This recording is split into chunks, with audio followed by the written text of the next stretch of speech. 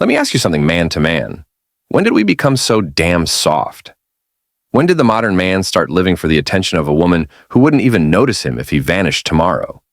When did love become begging for her text, her validation, her affection, like a dog scratching at the door for crumbs? Look around. Men today have lost the plot. They worship women like goddesses, while treating themselves like peasants. They give everything, attention, energy, time, money, and get almost nothing in return. Why? Because they don't understand the psychology of women. They don't understand what drives desire, respect, or love. So, I'm going to break this down for you. Not in some fluffy, feel-good relationship coach nonsense. This is raw. This is ancient truth. This is the fire that Marcus Aurelius walked with, the clarity that Seneca meditated on, the unshakable power that Epictetus taught. You want to stop simping? You want to make women respect you? Then sit down, shut up, and listen. 1. Women don't love you for how much you love them. They love you for how much you love yourself. Let that burn into your skull. The guy who drops everything for her, who replies instantly, who sends flowers, who compliments her nonstop, she doesn't love him, she uses him. Why? Because she doesn't see power. She sees need, and need is weakness. A woman will test your strength, and if you fail, she'll never see you as a man again. You want to know what women really crave? A man who doesn't need her to feel whole. A man with purpose, with a spine, with a mission that is bigger than her. When a man walks his path and doesn't apologize for it, when he respects himself so fiercely that he won't tolerate disrespect from anyone, not even the woman he loves, that's when she feels something. That's when she becomes addicted to him. You see, a woman's attraction is not born out of your sacrifices. It's born out of your standard. A man who sacrifices his identity for a woman loses both her and himself. Look at any strong, magnetic man from history. Did he ever lose himself for love?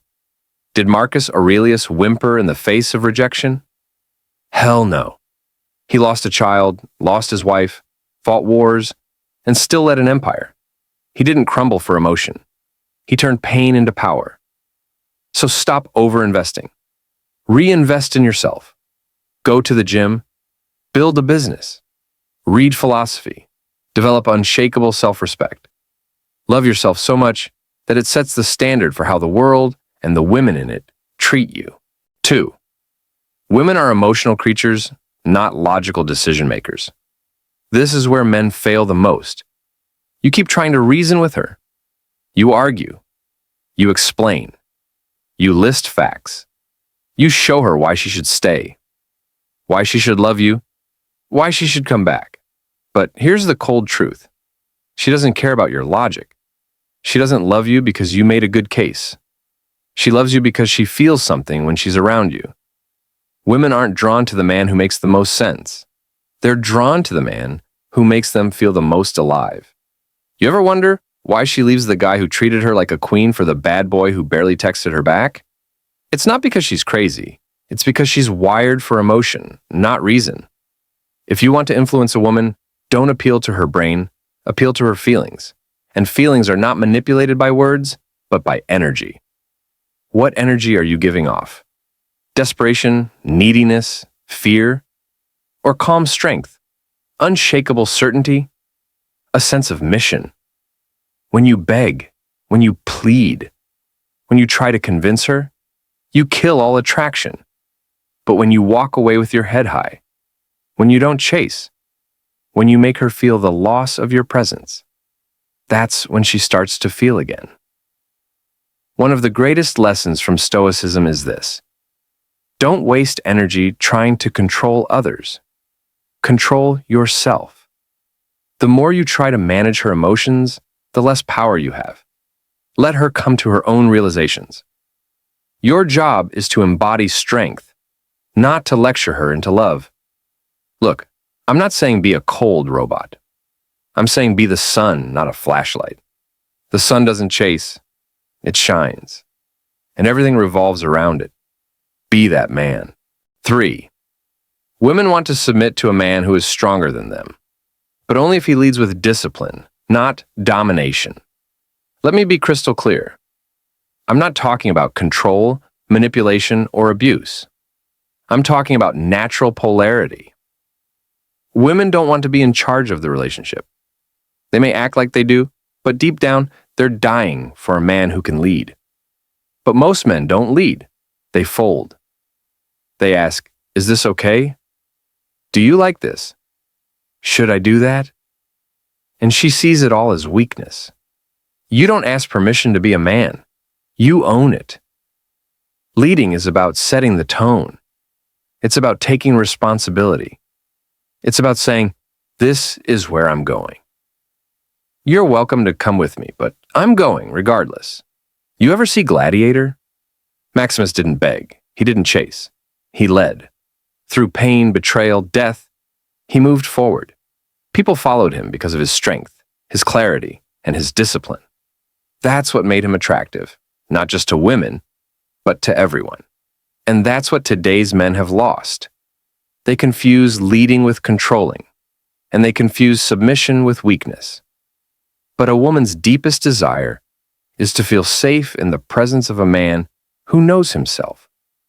Let me tell you, no woman can trust a man who doesn't trust himself. You want a woman to respect you? Then be a man who doesn't waver. A man with direction. A man who makes decisions and owns them. A man who doesn't flip-flop based on her mood swings.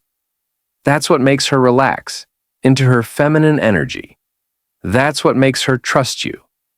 And when a woman trusts you, she submits to you, not out of fear, but out of desire. 4. You don't chase women. You attract them by becoming a man of value. Too many of you are spending your energy chasing. You text her every morning like clockwork. You like every Instagram post. You check in to see how she's feeling. You're giving the energy of a servant, not a king. Let me hit you with a truth bomb. Kings don't chase. They build empires. They sit on thrones. They create so much power, so much value, that others come to them. Women are drawn to energy. When a man is on fire, physically, mentally, spiritually, women feel it. They're magnetized by it. But when a man is constantly orbiting around her, he loses all gravity. You want her to miss you? Stop being available. You want her to desire you? Go build something. Build a body that commands respect. Build a business that commands attention. Build a purpose that commands loyalty. The more obsessed you are with her, the less she feels for you. The more obsessed you are with yourself, the more intrigued she becomes. Epictetus said, "Wealth consists not in having great possessions, but in having few wants." Apply that to women. You don't need her. You want her, but only if she aligns with your mission. That mindset is powerful. It shifts everything. If you're the kind of man who wakes up thinking about how to make her love you, you've already lost. But if you wake up thinking, "How do I make me unshakable today?" that's the man she will crawl over glass to be with. You don't need more game. You need more greatness. 5. A woman's loyalty is not tested when things are easy. It's tested when you lose. Listen close, because this one separates fantasy from reality. It's easy to love a man when he's winning, when the money is flowing, when the car is new, when the muscles are flexing and the world is clapping. But what happens when it all goes dark? When you get fired? When your business tanks? When life punches you in the teeth? That's when you see the truth. Some women are only there for the high, the lifestyle, the image, the feeling of being around a winner. But a real woman, one who respects the man you are, not just what you give, will stay even when you fall, not out of pity, but out of belief, because she sees the warrior in you, even when you're down. She knows you'll rise again, and you will, if you're truly a man of substance. But here's the twist. If you haven't built that inner strength, she won't stay. Because women don't just fall in love with success, they fall in love with resilience. Seneca once said, "Difficulties strengthen the mind, as labor does the body." So stop complaining when life hits you. Use it. Let your struggle shape you into a man who doesn't break. And if she walks away during your storm, good. She was never built for your kingdom anyway. The right woman doesn't just stand beside a king, she builds with him when he's still in the mud. But first, you have to be the kind of man who rises from that mud like a beast. You don't test love in the sunshine. You test it in the damn fire. We're 5 points in and you're still standing. That says something. 6. A woman will always test you, and that's a good thing. Most of you think a woman testing you is a bad sign. That if she questions you, challenges you, gives you attitude, it means she doesn't love you. But here's the reality. She has to test you. It's not personal. It's biological. It's psychological. It's instinct. Women test men for one reason: to find out if you're still the man she can trust. She wants to know, are you still solid? Are you still centered? Or have you lost yourself for her? So she pushes. She pulls away. She ignores your text. She creates emotional chaos. Not because she hates you, but because she wants to feel your strength. She wants to know, will you fold? Will you chase? Will you beg? Or will you hold your ground like a lion in a storm? And most men, they fail the test. They get needy. They get reactive. They try to fix it. They think if they just explain their feelings or buy flowers or say, "I'm sorry," everything will go back to normal. No, brother, that's not how it works. You don't pass a woman's test with words. You pass it with energy, with composure, with stillness. You pass it by staying rooted in your truth, no matter what storm she throws at you. This is ancient warrior stuff. Marcus Aurelius said, "You have power over your mind, not outside events. Realize this, and you will find strength." That is exactly how you pass her tests. You don't flinch. You don't react. You observe. You hold your ground. You look her in the eye and say, "Without fear, I won't be moved by this." And guess what happens? She respects you more. She trusts you more. She desires you more. Because you showed her you are unshakable. And that is what a woman craves more than anything. A man she cannot break. So the next time she tests you, don't panic. Smile. It means she still cares. It means she's still watching. It means she's asking the most primal question. Are you still a man I can submit to? Answer that with your strength, not your simping. 7. The moment you put a woman at the center of your life, you lose both her and yourself. This is the fatal mistake.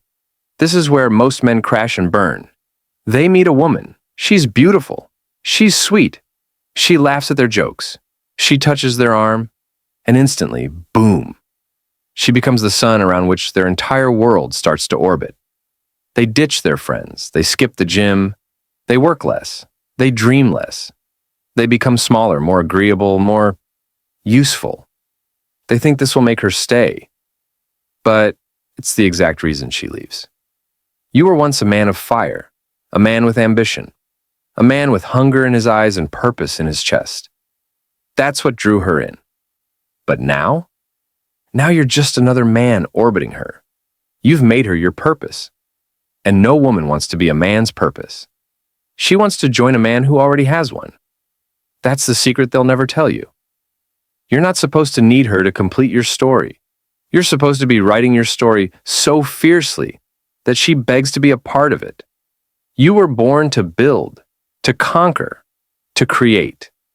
And yes, love is a part of the journey, but it's not the destination. You must stay on the path. The mission is the core. Everything else is a companion to that, not a replacement. This is why monks, warriors, kings, they all had one thing in common. Their life was centered on purpose, not pleasure. Women came, women went. But the path? The path never changed. You think Epictetus ever put a woman at the center of his soul? His center was truth, discipline, mastery.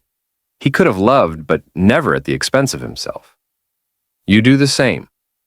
Love her, yes. Respect her, protect her, but never worship her.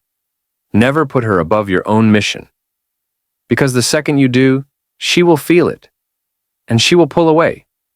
Not because she's cruel, but because she no longer sees the man she fell for. She fell for the wolf, not the lapdog. Now listen to me, and hear this like your life depends on it. Because for many of you, it does. If you want to win in love, you must first win in yourself. Women are not the enemy. They are not evil. They are not heartless. They are simply wired differently. And if you don't understand their psychology, if you don't understand their nature, you will always suffer. But if you do, if you understand their emotional flow, their need for strength, their desire for leadership, their love for energy and purpose, you will rise above the rest. You will be the kind of man who doesn't chase love. It challenges love to chase him. Here's your final truth. Stop asking how to get a woman to love you. Start asking how to become a man worthy of love. Because when you do, everything changes. The way women respond to you, the way you walk, the way you think, the way you own every room you enter. Don't just be a man, be a force. Now, if this hit you, if this woke something up in your blood, don't just click away and forget it. Subscribe. Hit that damn button. This channel is not for the weak. It's for men who are done simping, done begging, done being less than they were born to be. Become the man she can't ignore. Become the man you respect. I'll see you in the next one.